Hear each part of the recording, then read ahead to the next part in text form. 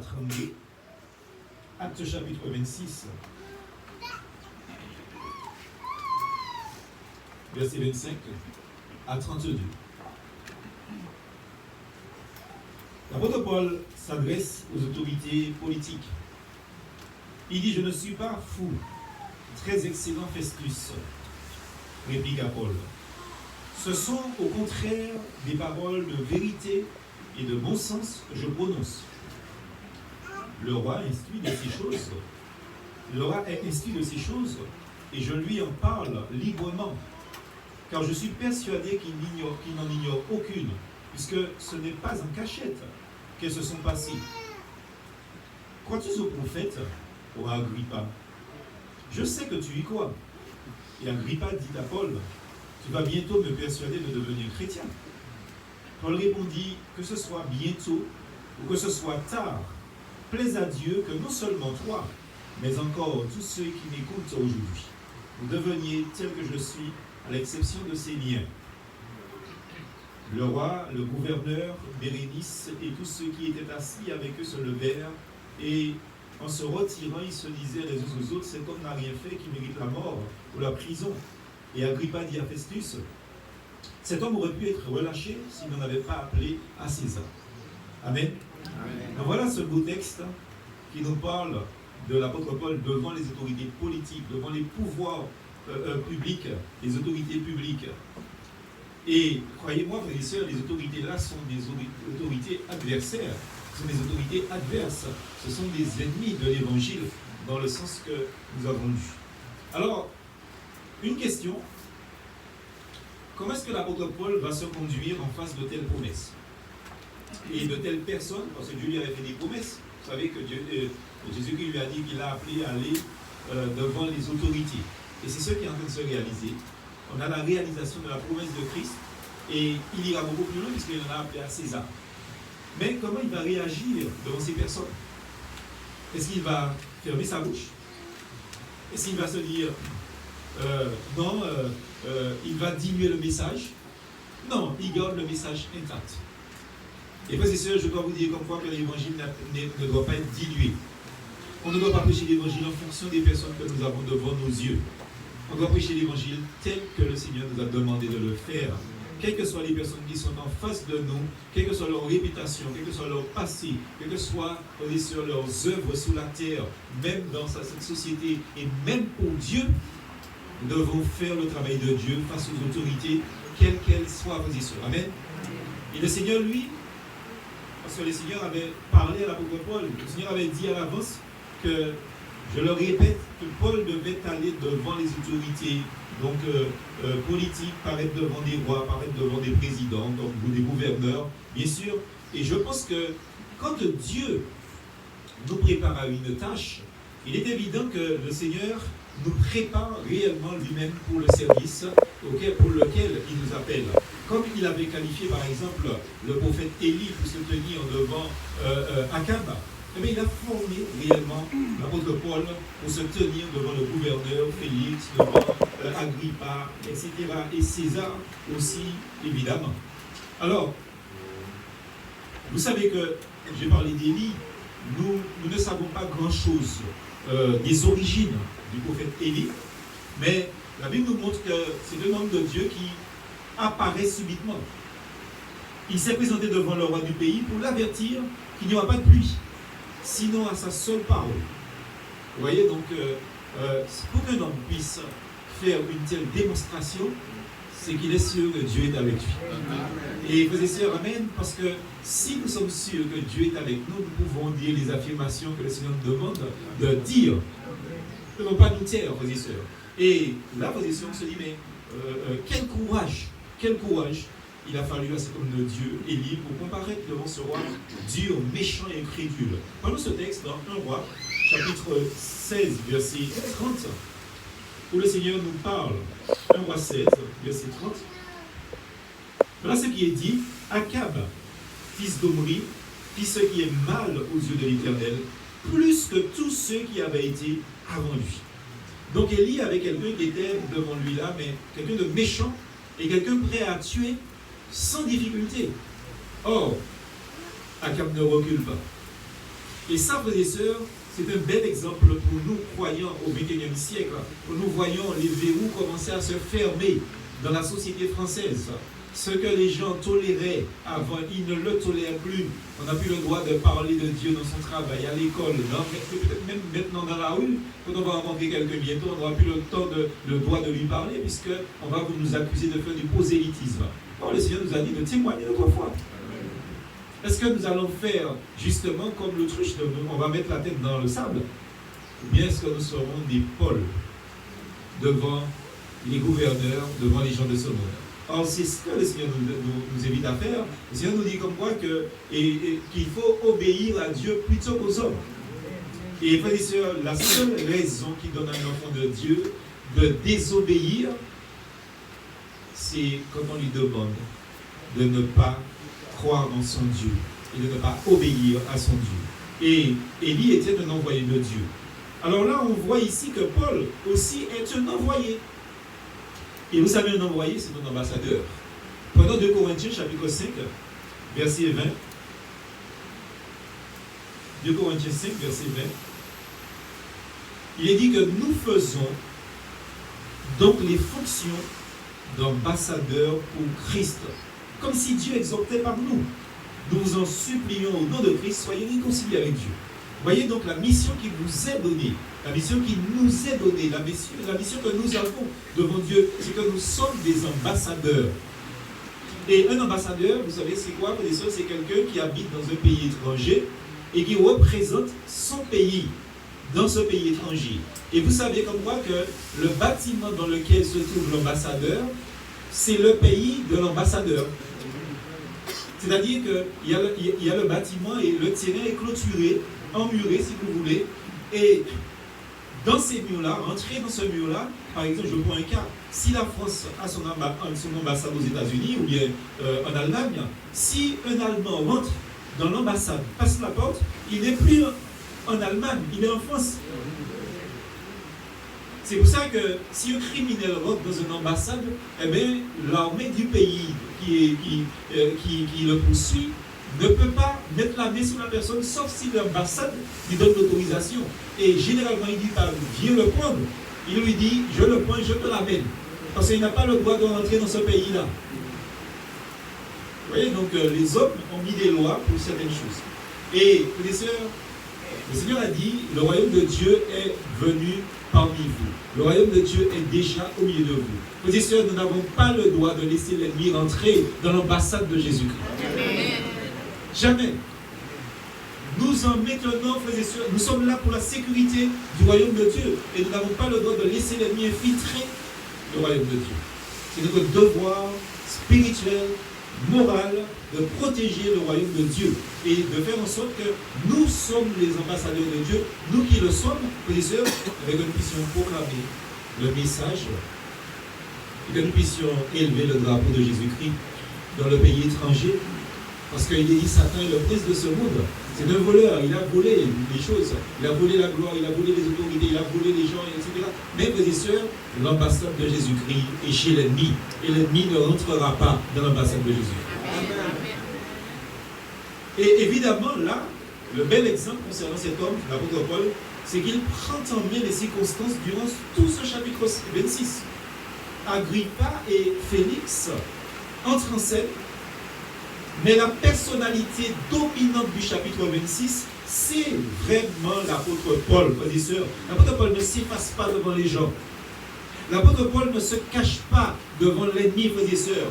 L'apôtre Paul se présente à nouveau là et il va proclamer le message de l'évangile. Frères et sœurs, nous non plus, ne nous effaçons pas devant l'ennemi, ne nous effaçons pas devant les incroyants. Ce sont ces gens-là qui doivent s'effacer. Comme Agrippa et Félix se sont effacés devant Paul, ce sont ceux qui doivent s'effacer devant nous. Parce que c'est nous qui avons la vérité. Amen.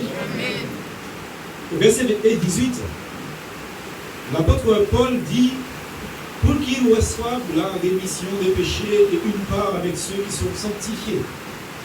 Voilà le message qu'il prêche. Il prêche un tel message à ces hommes, justement, qui sont les Hérodes, les Hérodes Agrippa. Et vous savez que les Hérodes ont toujours été des ennemis de Jésus-Christ. Toujours été des ennemis de l'Éternel. des ennemis du peuple d'Israël, frères et sœurs. Vous savez que si nous faisons un bref historique sur les Hérodes, vous savez que c'est un Hérode qui avait mis à mort justement Jean-Baptiste. C'est un Hérode si vous voulez. Donc il s'agit là de notre Hérode qui avait été impliqué dans la mort du Seigneur Jésus-Christ. Vous voyez, c'est aussi un Hérode qui a mis à mort Jacques. C'est un autre Hérode. Ce sont, vous savez, les Hérodes, si on étudie bien l'arbre généalogique de la famille Hérode, vous voyez, une famille de tyrans, une famille d'opposants à Jésus-Christ. Qu'est-ce qui se passe? On constate que les Hérodes descendent des Édomites. Ils viennent d'Édom, justement, et vous savez, Édom, c'était Ésaü, l'ennemi de Jacob, le frère de Jacob, mais ennemi de Jacob. Vous savez, c'est celui qui n'a pas apprécié son héritage. Celui qui a vendu son héritage pour un plat de lentilles. Vous vous rendez compte? C'est comme si on vient vous dire là, tu as la vie éternelle, mais je n'ai pas la vie éternelle. Vends ta vie éternelle pour moi, pour un plat de lentilles.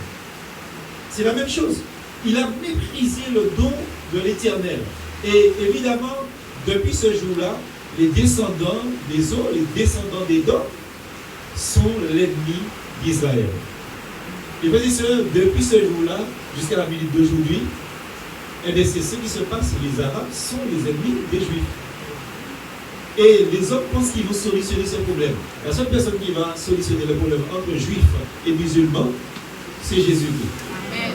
Ce n'est pas les États-Unis qui veulent jouer les gendarmes du monde, etc. C'est Jésus-Christ qui va régler le problème entre musulmans et juifs. C'est une évidence. Et Ésaü, donc, ou Ésaü, si vous voulez, il n'avait pas apprécié son héritage. Il a vendu, donc on a pris le texte, on connaît le texte, pardon, mais un texte que je voudrais vous montrer. Parce que c'est important ce texte-là, c'est Hébreux 12, verset 17.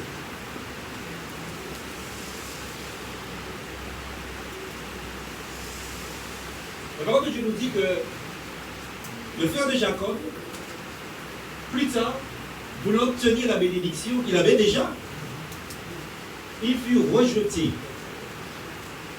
Il fut rejeté, quoiqu'il la sollicita avec larmes, c'est-à-dire avec repentance, car son repentir ne put avoir aucun effet. Vous savez, c'est un verset qui m'a fait peur dans la Bible, ce verset-là.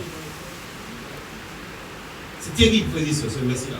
Il est dit, il l'a regretté ensuite, mais amèrement. Mais ça n'a pas eu d'effet. C'est terrible, ce verset-là. Parce qu'il est dit comme quoi que les gens qui rejettent, c'est ce que ça veut dire, frères et sœurs, c'est pas dans le sens un péché commis, etc. Ça fait allusion, en fait, le parallèle qu'on peut faire avec ce verset-là, c'est le baptême du Saint-Esprit. C'est-à-dire que ceux qui rejettent la grâce de Dieu accordée par le Saint-Esprit, eh bien, quand ils seront jugés devant Dieu, ils vont se repentir. Ils vont pleurer amèrement, mais leur repentir n'aura pas d'efficacité sur Dieu, parce qu'il sera trop tard. Trop tard pour vous, frères et sœurs. Faites très attention. Donc, quand on méprise la grâce de Dieu sur la terre, ce n'est pas dans le ciel qu'on va la voir. Et nous voyons que toute cette lignée des Hérodes a voulu par la suite absolument acquérir un héritage dans ce monde. C'est très intéressant d'étudier cette lignée-là. C'est-à-dire qu'il a vendu son héritage. Il a tout fait pour reprendre son héritage. Mais jamais Dieu n'a pas changé d'avis. Et puis, depuis ça, regardez bien, tous les Hérodes, frères et sœurs, sont devenus des rois de différents territoires. Ils ont eu des richesses. Ils ont toujours voulu s'accaparer des richesses du monde parce qu'ils sont en quête, justement, de la bénédiction matérielle qu'ils ont perdue. C'est quelque chose de formidable d'étudier cette lignée d'individus. Donc, et là, ils pensent qu'ils dirigent le monde. Ils pensent qu'ils gouvernent le monde parce que simplement, ils possèdent des richesses, ils possèdent des territoires, ils possèdent ils sont à la tête de gouvernement, etc. Comme les gouvernants de ce monde pensent qu'ils dirigent le monde. Ces gens-là ne comprennent pas que ce qu'ils font, c'est parce que Dieu leur donne, on appelle ça justement la grâce permissive de Dieu. C'est que Dieu leur permet de faire ce qu'ils font. À un certain moment, Dieu va arrêter Macron, Dieu va arrêter Trump, Dieu va arrêter Poutine. Dieu va arrêter ces tyrans. Et ça, je le dis à la face du monde, puisque je suis enregistré sur Internet. Dieu va vous arrêter si vous me regardez, si vous ne vous repentez pas. C'est une évidence. Dieu va arrêter Marie-Jeanne aussi dans Martinique. Vous comprenez ce que je vous dis? Dieu va arrêter Nouvelle. Dieu va arrêter toutes ces personnes-là. Parce que ces gens-là ne sont pas dans le plan de Dieu. Il faut le dire. Maintenant, si vous voulez me tuer, vous pouvez me tuer. Je vous ai dit ce que j'avais à vous dire. Parce que je n'ai pas peur de mourir. Je sais où je vais. D'ailleurs, au moment de service, si vous me tuez, j'ai fini avec le péché. Une séquence de péché. Frères et sœurs, là, Paul se présente devant cet Édomite et il lui dit: j'ai un héritage beaucoup plus excellent encore à te proposer. Au lieu de perdre ton énergie à vouloir gagner les choses de ce monde, moi je te propose un héritage éternel. Je te propose un héritage véritablement céleste. Et c'est un pauvre prisonnier persécuté qui parle. Il se tient devant un roi puissant. Et il est en train de lui dire, je le cite encore, enfin, je transcris ce qu'il pourrait dire: je peux te donner un plus grand territoire, un plus grand héritage que celui que tu possèdes actuellement. C'est un héritage plus grand qu'aucun Hérode, aucun Édomite n'a jamais eu. C'est ce que l'apôtre Paul propose à ce tyran, à ce monarque d'Hérode. Ainsi, Paul n'est pas effrayé par la présence de ce grand notable. Il fait vraiment face aux circonstances dans lesquelles il se trouve. Et voici ça, c'est ce qu'il nous est dit dans Philippiens, au chapitre 4. Philippiens chapitre 4, versets 12 et 13. Qu'est-ce que le Seigneur nous dit? Le Seigneur nous dit textuellement, l'apôtre Paul dit: mais je sais vivre dans l'humiliation et je sais vivre dans l'abondance. En tout et partout, j'ai appris à être rassasié, à avoir faim, à être dans l'abondance et à être dans la disette. Je puis tout par celui qui me fortifie. Alléluia. Et amen à ça. Parce que, frères et sœurs, nous ne nous laisserons pas faiblir par les menaces des gens de ce monde. Qu'ils le sachent, pour qu'ils comprennent que ça ne sert à rien de nous menacer. Nous parlerons, parce que nous dirons ce que le Seigneur nous demande de dire. Et comme dit le prophète, si je ne parle pas, c'est comme quelque chose en moi qui est en train d'exploser. Moi-même, je sens que j'ai envie d'exploser, parce que la parole de Dieu en moi a envie de sortir. Et elle sortira. L'apôtre Paul agit là en ce sens. Vous voyez, ces grands personnages sont, semble-t-il, suspendus à ses lèvres. Et à un certain moment, l'un d'entre eux dit: mais finalement, tu vas me convaincre de devenir chrétien. Il est déjà touché. Il a été touché par la parole de Dieu. Mais l'orgueil fait qu'il part et puis dit: on va t'écouter une autre fois sur ça. L'orgueil de ce que les autres puissent voir, les autres à côté de lui, Félix puisse voir, Agrippa, les autres, enfin tous puissent voir qui se sont donnés au Seigneur. Vous voyez donc, l'orgueil peut emmener les gens en enfer. Et ça on l'a toujours dit. Ne résistez pas à l'appel de Dieu parce que vous êtes en train de vous dire: qu'est-ce que le voisin va penser aujourd'hui? Parce que ce n'est pas le voisin qui va crier en enfer pour vous. Et ce qui est terrible, c'est que pendant que vous hésitez ou évitez ou refusez de vous convertir pour ne pas justement prendre les foudres du voisin, c'est que demain matin le voisin se convertit. On a entendu le même message que vous avez entendu, le voisin se convertit et vous êtes toujours dans la rue de Satan. Très attention. Voilà un homme placé dans de telles circonstances négatives qui va plaider, non pas pour lui, mais qui plaide pour la gloire de Dieu, pour la cause de Dieu, pour le royaume de Dieu. Et frères et sœurs, c'est pour cela que le Seigneur nous demande de plaider. Dans les moments difficiles, nous devons faire en sorte, frères et sœurs, que la gloire de Dieu resplendisse. Amen. Amen. Au lieu de présenter sa défense, il propose à ceux qui l'accusent de meilleures choses, des choses éternelles. Troisième point, Paul lors du naufrage.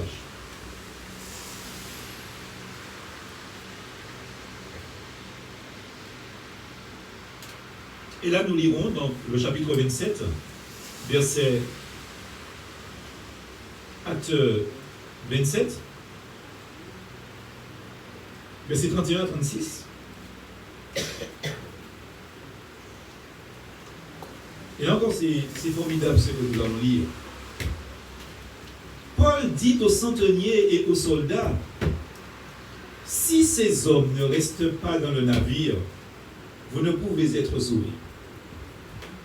Alors, Les soldats coupèrent les cordes de la chaloupe et la laissèrent tomber. Avant que le jour paraisse, Paul exhorta tout le monde à prendre de la nourriture, disant, c'est aujourd'hui le 14e jour que vous êtes dans la tente et que vous persistez à vous abstenir de manger. Je vous invite donc à prendre de la nourriture, car cela est nécessaire pour votre salut, et aucun de vos cheveux ne se perdra. Ayant ainsi parlé, il prit du pain, et après avoir rendu grâce à Dieu devant tous, il le rompit et se mit à manger. Amen. Amen. Voilà donc un homme qui, jusqu'au bout, fait l'œuvre de Dieu. Au chapitre 27, l'apôtre Paul n'est plus devant un tribunal humain, il est sur un bateau qui l'emmène en Italie, à Rome, pour comparaître devant César, parce qu'il avait appel à César. Et vous voyez, donc, si cet homme n'avait pas fait appel à César, sachant qu'il est dans le plan de Dieu, que Dieu lui dit qu'il va témoigner son nom devant les grands, et au loin, il aurait dit, bon, eh bien, vous n'avez rien contre moi, libérez-moi. Non, il fait appel à César, et ce qui fait qu'on croit que tout en continuant cette périple, cette persécution, eh bien, il continue à témoigner le nom du Seigneur jusqu'au bout. Et voilà que, après que les apôtres, on a vu hier, ont transformé Pierre, a transformé une prison en église, l'apôtre Paul transforme un bateau en église. J'ai une pensée là pour certains chrétiens. Et ce que je vais dire là, ça ne va pas plaire à tout le monde. De toute manière, il y a beaucoup de choses que je dis qui plaisent à personne. Moi, je ne suis pas, comme je le dis, je ne suis pas là pour parler, pour faire plaisir aux gens. Il faut prêcher l'évangile. Vous savez, personnellement, je vais vous dire quelque chose. Et je suis content que je sois en direction Internet parce que beaucoup de personnes vont entendre ça.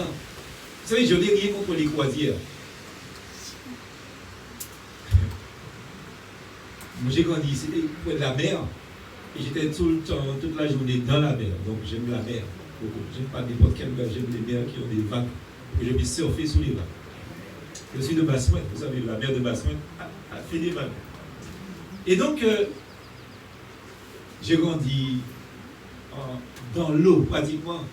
J'ai eu la possibilité d'aller à la pêche avec les marins pêcheurs, comme on disait. Et je trouvais ça formidable d'ailleurs. C'est le truc qui me manque d'ailleurs. Mais je voudrais dire quelque chose par rapport à la mer, donc précisément aux croisières. Moi, je n'ai pas encore compris ça. Vous savez que nous sommes dans un vent, dans cette société, il y a un vent de croisière qui souffle sur la société, pas seulement martiniquaise, antillaise, européenne, africaine, américaine, enfin sur le monde. Maintenant, la mode, c'est faire des croisières. Bon, dans la forme, il n'y a rien de particulier sur ça. En ça, pardon. Mais le problème, c'est que, frères et sœurs, je ne sais pas si vous avez déjà eu la possibilité de vous trouver dans des milieux festifs où tout ce que les gens pensent, c'est faire la fête, mais dans tous les sens du terme. D'ailleurs, c'est là que vous trouvez des gens qui ne sont pas avec leur femme, ou des femmes qui ne sont pas avec leur mari, mais ils sont en couple quand même. Alors allez comprendre ce qui se passe, vous comprenez ce qui se passe. Bon, et puis c'est la fête, c'est manger, boire, et il est même raconté qu'il y a des gens qui, vous savez, on donne tellement à manger en croisière qu'il y a des gens qui emmènent de la nourriture, dans leur chambre pour partir chez eux avec la nourriture. Donc l'excès de table. Encore une autre chose, vous voyez. Et là, frères et sœurs, le but c'est de s'amuser dans tous les sens du terme. Draguer, coucher avec des femmes, coucher avec des hommes, toutes sortes de choses, frères et sœurs. Et on a inventé quelque chose dans le milieu évangélique maintenant, des croisières chrétiennes. Il faut rester tranquille avec ça. Il y a plusieurs sociétés chrétiennes qui m'ont contacté pour me dire oui, j'ai dit, je ne rentre pas dans ce truc-là parce que je n'ai pas encore compris comment une croisière est chrétienne. Pour qu'une croisière soit chrétienne pour moi, il faut que le bateau soit chrétien. Il faut que le commandant soit chrétien. Il faut que le capitaine soit chrétien. Il faut que les personnels soient chrétiens. Et il faut que tout le monde soit chrétien. Là, je suis pour cette croisière. Parce que là, je sais que tous les soirs, il y a une prière en l'air. Tous les matins, méditation en l'air. Enfin, on dit en l'air. Je sais qu'il y a des Européens qui les écoutent. C'est une manière de dire en l'air sous les hommes. Hein? Donc, pour tout le monde. D'autres aussi. Enfin, vous aussi. Donc, Je ne comprends pas comment des chrétiens, dont le Seigneur dit, ne vous conformez pas au monde, sortez du milieu d'eux.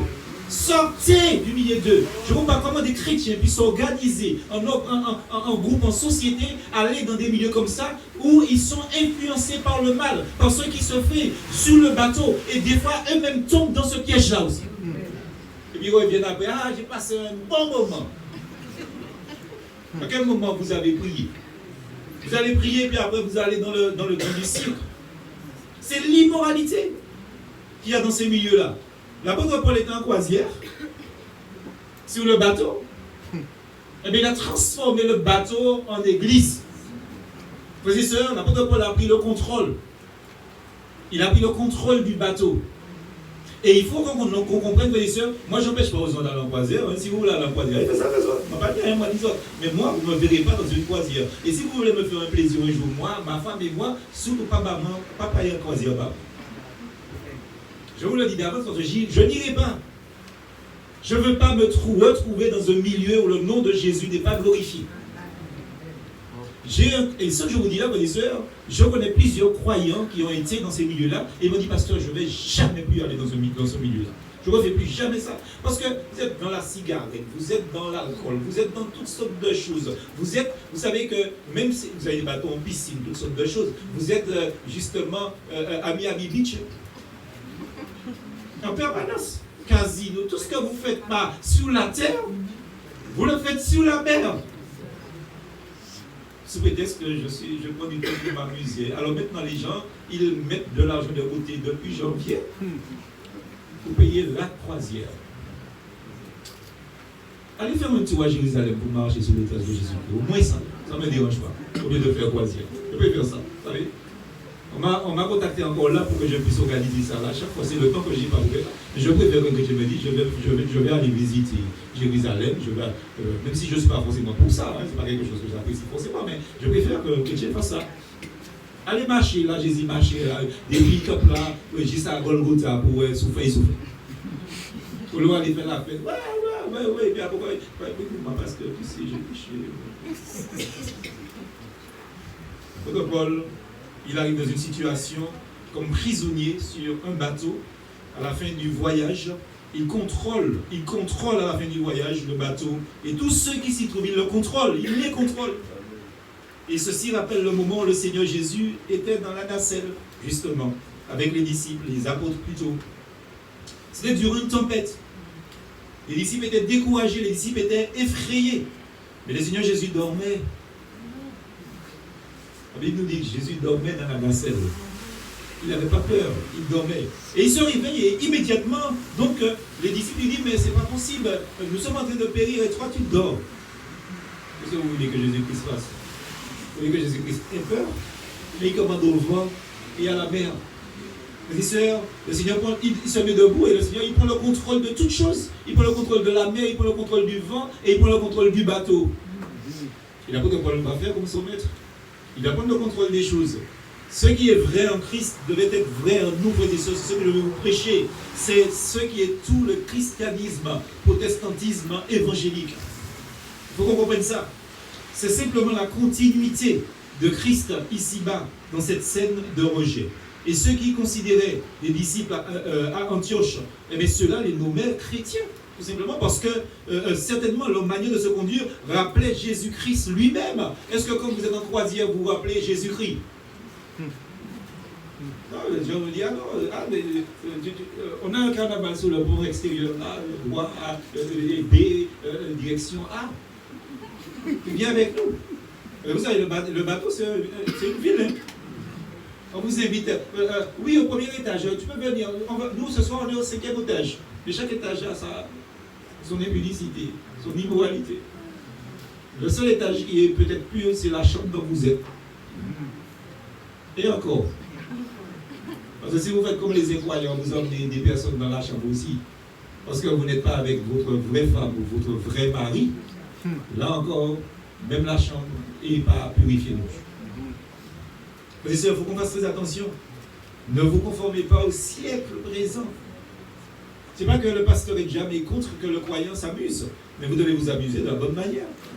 Comment sur terre, vous ne voulez pas vous amuser avec les incroyants, et sur mer, vous voulez vous amuser avec les croyants? Il y a quelque chose qui n'est pas clair. Donc, si sur la mer, vous vous amusez avec les incroyants, eh bien, sur la terre, continuez. Continuez. Sinon, on vous achète un bateau pour mettre sur la terre pour vous. Comme ça, vous allez toujours faire ce que vous avez l'habitude de faire. Donc, c'est pas normal. Il y a des choses qu'il faut dénoncer. Et c'est rentrer dans les mœurs que même des pasteurs vont croisière. Vous voyez ce que je vous dis? Je vous dis, je vais aller en croisière un jour, mais il faut que le bateau soit converti. Amen. Que le commandant soit converti, le capitaine soit converti, et que le personnel du bateau soit converti, et que tous les gens qui sont sur le bateau soient convertis. Amen. Là, je vais m'amuser vraiment. On fait une soirée créative là, on va craser en mer. Moi, c'est chanter Papa Abraham, chanter. On va chanter tout le tous les soirs, on va faire la fête.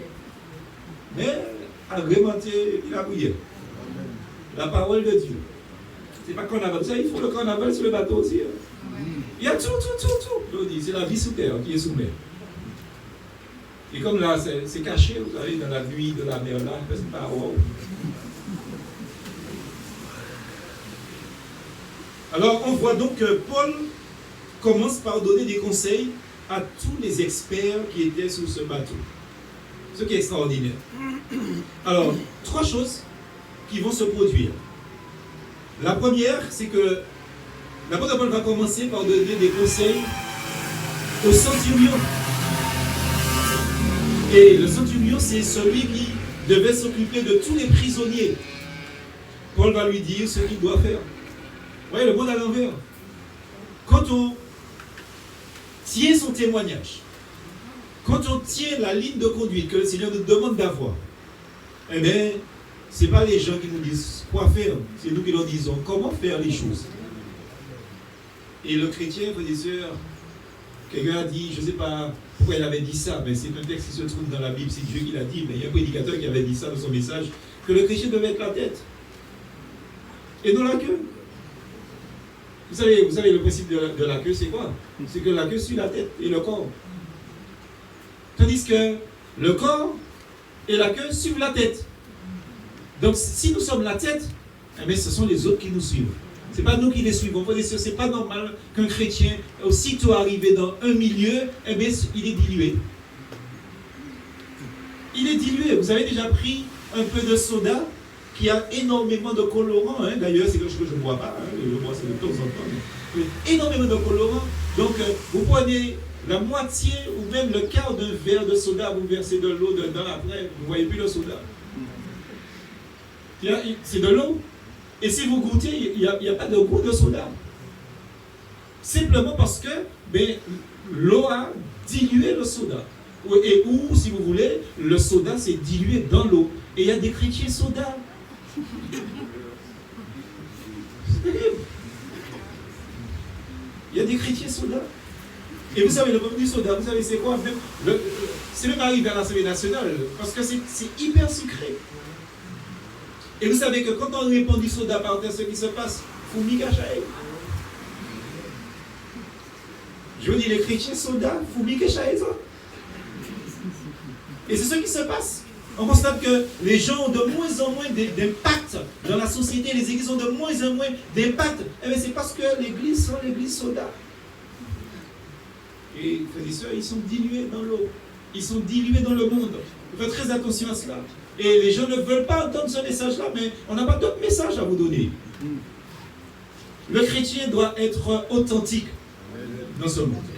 Donc l'apôtre Paul était un chrétien authentique. Il a commencé à dire au centurion, voilà ce que tu dois faire. Et au verset 11, justement, la parole de Dieu nous dit que l'apôtre Paul parle au pilote. Il lui dit, le centurion écoute le pilote et le patron du navire, plutôt que les paroles de Paul. Voyez, donc ça ne veut pas dire que les gens vont vous écouter. C'est ce que ça veut dire. Et là, c'était l'homme qui avait la responsabilité de l'itinéraire du bateau, le pilote. C'est lui qui doit conduire le bateau. Mais c'est Paul qui prend le contrôle de cette question également aussi. Et puis, troisième chose, on voit dans le même verset le patron du navire. Dans toutes les circonstances, Paul dit aux hommes, chapitre 27, verset 21, il dit aux hommes, vous aurez dû m'écouter. Alors c'est bien ce que je vous dis, c'est pour ça que je vous ai montré le verset 11. Ça ne veut pas dire que quand vous allez parler, les gens vont vous écouter, mais au moins vous avez eu le mérite de faire votre travail.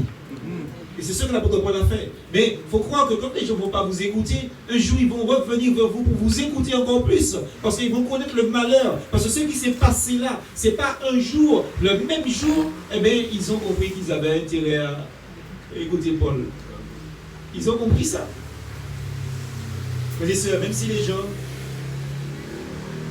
n'écoutent pas tout de suite ce que nous leur disons, croyez que la parole de Dieu n'est jamais prêchée sans effet. La parole de Dieu fait toujours son effet. Et nous savons qu'aujourd'hui, la voix de Paul n'est pas non plus très écoutée dans le milieu, même chrétien. Vous savez ça? Nous sommes toujours devant une sorte d'opposition. On appelle ça la position paulinienne. Justement, il y a des chrétiens qui n'aiment pas Paul, vous savez. C'est vrai que c'est toujours heureux de rencontrer des personnes qui apprécient la personne du Christ, l'œuvre de Jésus-Christ, ses paroles, etc. Et nous avons tant de choses d'ailleurs en commun avec ces personnes-là qui aiment le Seigneur, mais qui ne sont pas des croyants en Jésus-Christ, qui ne sont pas des évangéliques. Mais souvent, à ces mêmes personnes-là, quand vous leur nommez le nom de Paul, il se crée une distance tout de suite entre ces gens-là, comme si cet apôtre était vraiment impopulaire, donc dans le milieu de la chrétienté, dans le milieu évangélique même, et dans le temps présent. Vous savez, un chrétien disait, justement, je le cite textuellement, il disait, je serais très heureux que nous parlions ensemble du Seigneur, Jésus, mais je ne veux pas parler de cet homme, Paul. Vous vous rendez compte? Un chrétien, il disait ça. Il semble que ces exhortations soient peu ou même aucunement appréciées. Parce que l'apôtre Paul avait le mérite de prendre position contre le péché. Et vous savez comme moi que l'apôtre Paul, on parle des 2 épîtres de Paul aux Corinthiens, mais en réalité l'apôtre Paul a écrit 5 lettres aux Corinthiens. Les Corinthiens faisaient la guerre à l'apôtre Paul, parce que l'apôtre Paul dénonçait le péché dans l'église. Vous voyez qu'il n'y a rien de nouveau dans ce monde. Il dénonçait le péché dans l'église. Et comme il dénonçait les péchés, eh bien, les chrétiens de Corinthe n'aimaient pas l'apôtre Paul. Vous voyez? Donc, alors c'est pour vous dire comme quoi que je parle aux responsables qui nous écoutent en ce moment. Eh bien, si vous êtes impopulaire, sachez qu'il y a eu des impopulaires avant vous. Et le plus grand impopulaire qu'il y a eu, on l'a d'ailleurs cloué sur une croix, c'est Jésus-Christ. Et c'est lui-même qui disait, mais si on a maltraité le bois vert, qu'est-ce qu'on va faire du bois sec? Le bois sec n'est rien. Alors vous voyez, dans le bois sec, il n'y a pas de sève. Tandis que dans le bois vert, on peut prendre la sève pour faire de la nourriture, pour faire à manger, pour boire de l'eau si on a soif, etc. Mais le bois sec n'a rien. S'ils ont rejeté l'eau vive, eh bien, ils rejetteront aussi le bois sec. Donc, si on veut, on a un mal-être parce qu'on est un pasteur, on a un mal-être parce qu'on est un prédicateur, on a un mal-être parce qu'on est un chrétien, on est une chrétienne, eh bien, c'est qu'on n'a pas compris l'évangile, on n'a pas compris sa mission. Et si tout le monde vous aime, vous devez vous poser des tas de questions. Pas une question, des tas de questions. C'est-à-dire que vous êtes comme les autres. Attention. Et les personnes qu'on a citées sont des personnes, c'est-à-dire, on a vu le centurion, justement, toutes ces personnes-là. Donc on a parlé de l'homme qui avait la responsabilité de l'itinéraire du bateau, c'est-à-dire le capitaine. Et puis on a vu aussi donc, le patron du bateau. Vous faites attention, ce sont des gens qui étaient en responsabilité. Et avant d'en arriver là, je voudrais dire comme quoi que c'est vraiment un test pour un grand nombre de chrétiens actuellement de voir si les gens les aiment et pourquoi les gens les aiment. Il faut bien comprendre ça. Il faut chercher à savoir pourquoi les gens vous aiment. Il semble que les exhortations de l'apôtre Paul ne plaisaient pas. Une autre question. Beaucoup de personnes ne sont-ils pas comme les voyageurs, donc les gens de ce bateau-là? Ils ont leurs propres idées sur la manière dont ils vont agir et ils doivent agir. Vous conseillez les gens de faire d'une manière, ils font autrement. Ils s'imaginent sans doute en être tout à fait capables. Après tout, le centurion, il avait été formé pour exercer son métier. Vous vivez ça dans le domaine manuel, dans les domaines de l'entreprise. Vous savez que les gens qui ont appris, par exemple, la maçonnerie, l'électricien, la soudure, etc. Si, par exemple, vous êtes en compagnie de personnes comme ça, qui sont des professionnels, et que pendant qu'ils font ce qu'ils sont en train de faire, comme ils sont proches de leur travail, ils ne voient pas le défaut. Vous leur dites, mais il y a un petit défaut là, ils disent, mais depuis tant, vous ne comprenez pas ça, alors. Depuis dans mon café soudé, vous qui apprenez souder un bagage, vous voyez qu'ils sont en train de souder ça cochille. Mais ils se disent comme quoi qu'ils connaissent le travail, ils connaissent le métier. Et c'est ce qui se passe là. Le centurion avait été formé pour exercer ce métier de centurion. Et l'apôtre Paul lui dit, voilà comment tu dois faire. Quant au pilote du navire, justement, le capitaine, eh bien, il avait été formé aussi. Et le patron, il était très au courant de ses propres responsabilités, puisqu'il est patron quand même. Mais tous étaient particulièrement qualifiés dans leur propre domaine. Or, l'apôtre Paul va leur dire, voilà comment il faut faire. Ils ne vont pas écouter, mais après, ils vont regretter, justement. 2 questions. Que connaissait ce prisonnier sur la conduite d'un navire? Eh bien, en réalité, l'apôtre Paul, vous connaissez rien. Il n'était pas navigateur. Mais ce qu'il faut comprendre, mes sœurs, c'est que l'apôtre Paul est sous l'influence de cet esprit-là. Parce que le Seigneur lui a dit, ne craignez pas ce que vous aurez à dire. À l'heure même, il vous sera donné ce que vous devez dire. Et ce qui est en train de se passer là, c'est que l'apôtre Paul n'a pas fait des études pour mener de bateaux, de navires, mais Dieu lui est en train de dire, le Seigneur Jésus-Christ est en train de lui dire comment un bateau fonctionne. Et lui, il est le canal par lequel il doit dire aux gens ce qu'il faut faire pour que le bateau ne se roule pas. Ne vous inquiétez pas de ce que vous aurez à dire. Deuxième question. Que connaissait-il de la façon de présenter les vies, de préserver les vies dans une tempête? Là encore, il ne connaît rien. Il n'a pas fait d'études. Les sœurs, en tempête, je vais dire en cyclone, je ne sais pas moi, en cyclonologie. Il n'a pas fait en tempétologie. Il n'a pas fait il n'est pas expert. Il ne connaît rien dans ça. Mais à l'heure même, Christ est en train de lui dire ce qu'il faut faire quand il y a une tempête. Vous comprenez ça, frères et sœurs? C'est-à-dire que nous n'avons pas à nous inquiéter, nous n'avons pas à avoir peur de ce que nous allons dire. Vous savez, il y a des chrétiens qui des fois me disent, ah ouais, j'ai un collègue de travail, Palénie a fait épi, Alice, celle, il avait toute une paix là, etc. Mais c'est d'où vont ils pour aller? Alléluia. Les jeunes aiment dire ça. Ah ouais, il y a la chef là, ou le chef du clan là qui domine le collège, qui domine le lycée, qui domine justement l'université. Mais c'est d'où il faut aller. Ou pas ni droit peur. Vous n'avez pas le droit d'avoir peur. L'apôtre Paul n'avait pas peur. Il a été devant ces gens. Et après que ces gens ont fait leur gamme, leur zeste, l'intéressant, ils se demandent qu'est-ce qu'on doit faire. Et c'est ce que ces gens vont vous dire. Qu'est-ce que je dois faire? Et vous lui direz ce qu'il doit faire, parce que Christ va mettre les paroles dans votre bouche pour lui dire ce qu'il doit faire. Vous savez, l'apôtre Paul n'avait jamais été formé de ces choses comme les membres de l'équipage de ce navire, les professionnels. On l'accusait même de manquer de l'expérience. Mais Paul peut dire que Dieu lui a donné tous ceux qui étaient dans ce bateau. Paul dit ça. Il dit, Dieu m'a donné les gens qui sont dans ce bateau. Et il ne se perdra pas un seul cheveu de ceux qui sont dans ce bateau-là. Frères et sœurs, vous ne voyez pas la responsabilité que vous avez au collège, au lycée, à l'université, dans le quartier. Mais en principe, si nous faisons le travail de Dieu pour Dieu, Dieu nous a donné tous les gens qui sont dans le quartier. Et normalement, il devait y avoir personne qui devait se perdre dans notre quartier, dans notre travail, dans notre environnement, parce que nous sommes dans le plan de Dieu, nous devons le faire. Mais quand on hésite, quand on a peur, frères et sœurs, eh bien, finalement, les gens se perdent. Le Seigneur avait tout remis entre les mains de l'apôtre Paul, même le décompte de la nourriture de ces hommes.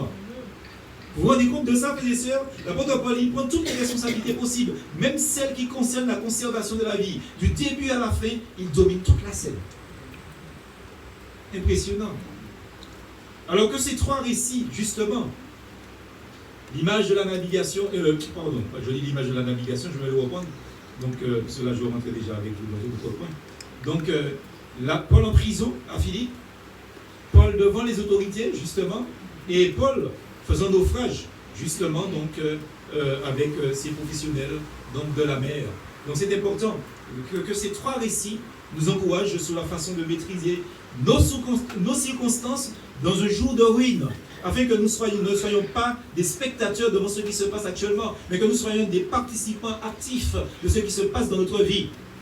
Quand un malheur survient, le chrétien doit lever la tête, parce que le Seigneur l'a mis là justement pour servir de témoin dans ce malheur, sur ce bateau-là. Que nous soyons engagés chaque jour dans ce qui est précieux pour Dieu dans ce monde. Que nous soyons gardés aussi d'être surmontés de l'atmosphère qui règne. Peu importe l'action, frères et sœurs, qui s'exerce contre nous. Nous sommes ici simplement au service du Maître sur cette terre. Et nous aimerions agir comme le Seigneur Jésus a agi dans les circonstances semblables. Que ce soit dans la prison, que ce soit devant les autorités publiques, ou encore devant des associés, frères et sœurs, que nous puissions faire le travail de Dieu. Nous avons beaucoup à apprendre au milieu de toutes les circonstances du témoignage pour préserver ce qui est de Dieu. Alors que le Seigneur bénisse sa parole, de sorte que ce qui était si parfaitement reflété dans la vie de Paul puisse être aussi reflété dans nos propres vies présentement. On va prendre le dernier texte pour clôturer. 1 Corinthiens 11, verset 1er. L'apôtre Paul dit, soyez mes imitateurs, comme je le suis moi-même de Christ. Vous voyez ce qui est dit dans ce texte? Nous devons imiter les gens qui imitent Christ. Nos modèles doivent être les hommes et les femmes qui imitent Christ. Et non ceux qui pensent à leur propre gloire. D'accord? Christ est le divin modèle, mais Christ nous a donné des hommes et des femmes qui sont des témoins de la vérité, des témoins de Jésus-Christ. L'apôtre Paul nous dit, soyez mes imitateurs. Imitez-les, ce qu'il dit. Que le Seigneur nous aide à maintenir un tel témoignage. Amen. Amen.